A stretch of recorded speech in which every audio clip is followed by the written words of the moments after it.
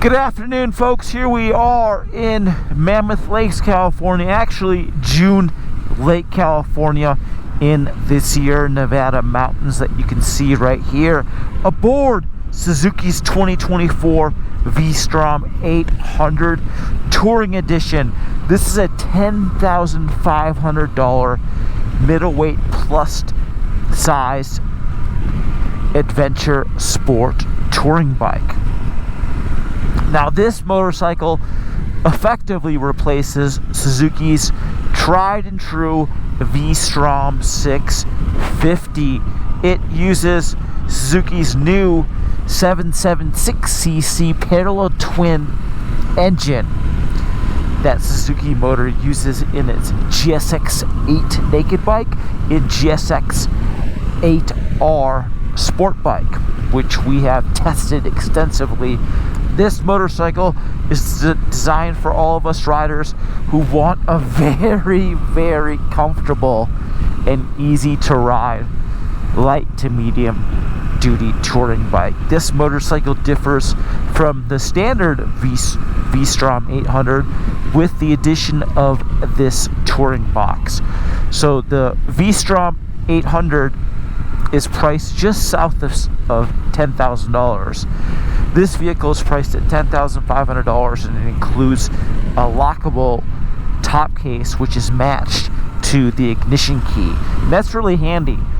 You can put your stuff in there, put a change of clothes, you can put some drinks, you can put whatever you need to go on a ride. And the best part is the case is not only lockable to the ignition key, but you can also remove the top box super easily and just bring it with you.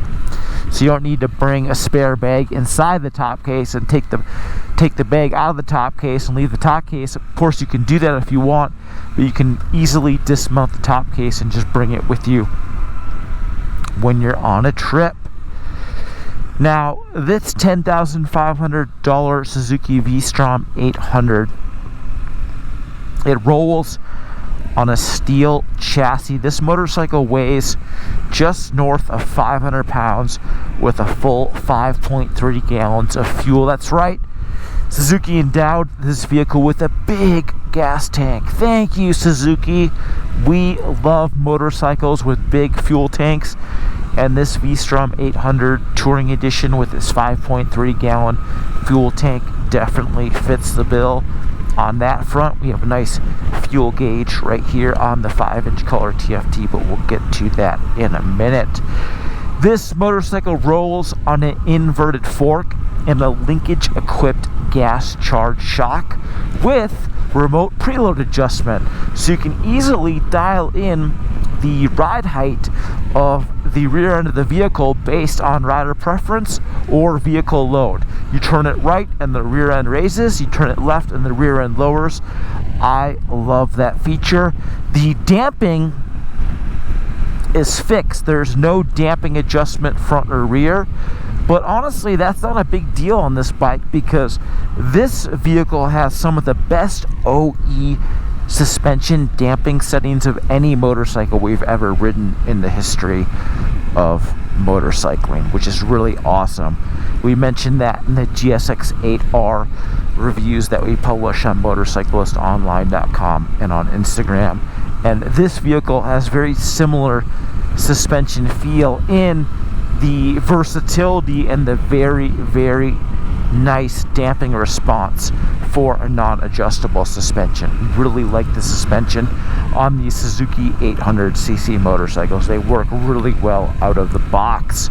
It's worth noting this suspension has nearly 6 inches of travel front and back, which is pretty dang good in our opinion.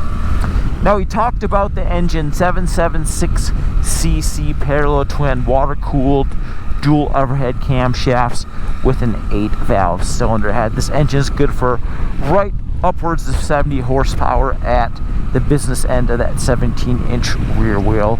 We have upwards of 50 pound-feet of torque as well. This engine has really nice character. It's got a really nice visceral feel. Oh my god, look at that view, folks. This is what motorcycle touring is all about, seeing cool things. This motorcycle power plant has an uneven firing order, which gives this engine a V-twin-like feel. So it's got a lot of torque, a lot of charisma, a lot of character, a nice rumble. There is some inherent vibration in the engine, but it's not so much to be off-putting. It really feels nice. This is a really nice motorcycle. If you liked Suzuki 645cc V-twin, you're gonna like this engine because it's everything that Suzuki 645cc V-twin was, but more power, smoother. It's just a better overall engine. It still has that narrow packaging. Of course, it's not a V-twin, but the parallel twin configuration keeps it nice and narrow. Now, this motorcycle is also loaded with a very advanced electronic suite. This 5-inch color TFT keeps tabs on it. We have traction control. We have Suzuki's tried and true SDMS, Suzuki drive mode system. Suzuki was an early innovator with its adjustable engine power modes, which it unveiled, I believe, for the 2007 GSX-R 1000. So Suzuki was, believe it or not, they were the first ones to allow for adjustable engine power modes. I really like that feature. That feature's morphed over the years. Now, not only is it adjustable engine power modes, but that setting has morphed into adjustable combined engine power modes and throttle response. And that's how a lot of the manufacturers do it these days. They combine those two settings. Let's turn on our Insta360 X4 camera. This is a 360-degree video camera that allows us to get the exquisite shots. This thing should normally turn on with that push of a button, but it wasn't. Oh no, the frame rate's not right. Let's see if we can change it. We did with gloves. That's why I love this camera so much. You can change the settings with gloves. This camera is one of the best video cameras we've used in the last 2024 calendar year. If you want to know more about this camera, surf on over to insta360.com. Back to the vehicle. Suzuki was an early innovator in adjustable power modes, and it's good to see that this vehicle continues to have this setting. Right now we're riding in the highest power setting, power mode A, but you can also select power mode B, which is slightly softer engine and throttle response, or C, which is even more soft. We can also adjust our ABS levels. We have ABS level 1 and 2. 2 is more restrictive than 1, and then we can adjust our traction control. 1 is the least restrictive setting. We can also turn traction control off if we want on the fly. A lot of manufacturers don't offer the ability to adjust traction control while you're riding, let alone disable it while you're riding, but Suzuki Motor does, and we really appreciate that. Good job, Suzuki. I love the engine, but it feels a little slow in mode C. Let's put it back to mode A. Yes, full power. We also have a really slick shifting electronic quick shifter that allows for full throttle upshifts and downshifts without having to use the clutch. The system is very smooth and well calibrated for an adventure sport touring bike. We said this engine, it doesn't have a lot of vibration. It has a little bit of vibes that you can feel through the seat and the hand control, but it's the good kind of vibration, the vibration that makes you feel like you're riding a motorcycle. Really like the ergonomics on this motorcycle. This motorcycle is insanely comfortable. The handlebars, nice and upright. Yes, it has quite a bit of rearward sweep, which a lot of street bike manufacturers are doing these days, but geez, this thing is just so crazy comfortable for upright riding. It is insane. We also really like that the foot pegs aren't too high, they're not too low, they're not too rearward. This is a very accommodating motorcycle for someone that doesn't maybe have the best flexibility. Maybe you're a little bit older and stiffer. You're really gonna like this motorcycle because it's crazy comfortable and it's crazy narrow. even for a parallel twin bike, this motorcycle is very, very fat. It's funny because this bike weighs in at just north of 500 pounds, but when you're riding this thing, gosh, it totally doesn't feel like it weighs 500 pounds. It feels like it weighs 425 pounds. The mass is that centralized, and it is that easy to ride. We also really like these oversized plastic handguards, which do a good job of keeping the wind and the cool air off your mitts. Yes, this bike doesn't have heated grips. We wish it had heated grips and electronic cruise control. Two features that it should have for its $10,500 MSRP, but these plastic handguards are big and oversized, and they work really well. Now, of course, you can pair this 5-inch color TFT dash with your iOS or Android powered smartphone via Suzuki's proprietary app.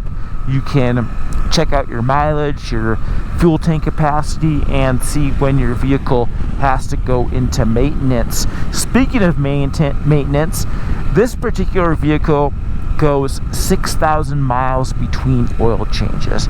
6,000 miles between oil changes, and Suzuki wants you to change the oil filter every other oil change.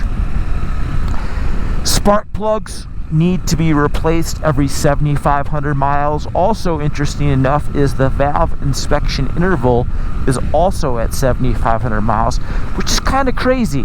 You got to remember, vehicles like Yamaha's MT generation parallel twin, that motorcycle engine goes a whopping 24,000 miles between recommended valve inspection intervals.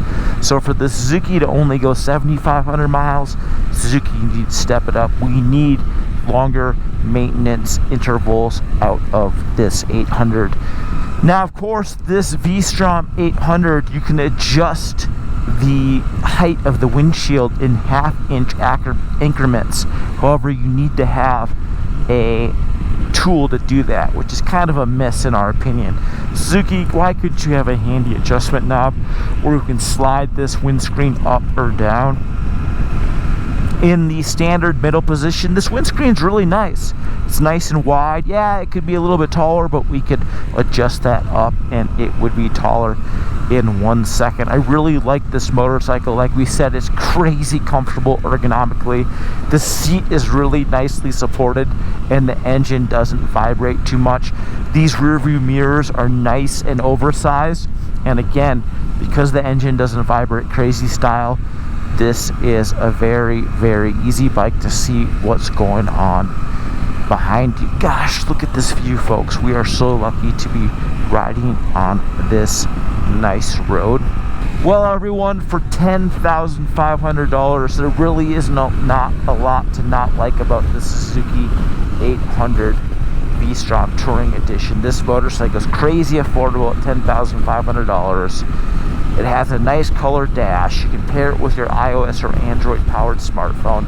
This engine offers really good usable performance. It's fun, it's fuel efficient, it registers 36 miles per gallon, and with that range, with that 5.3 gallon capacity of the fuel tank, you really have some range.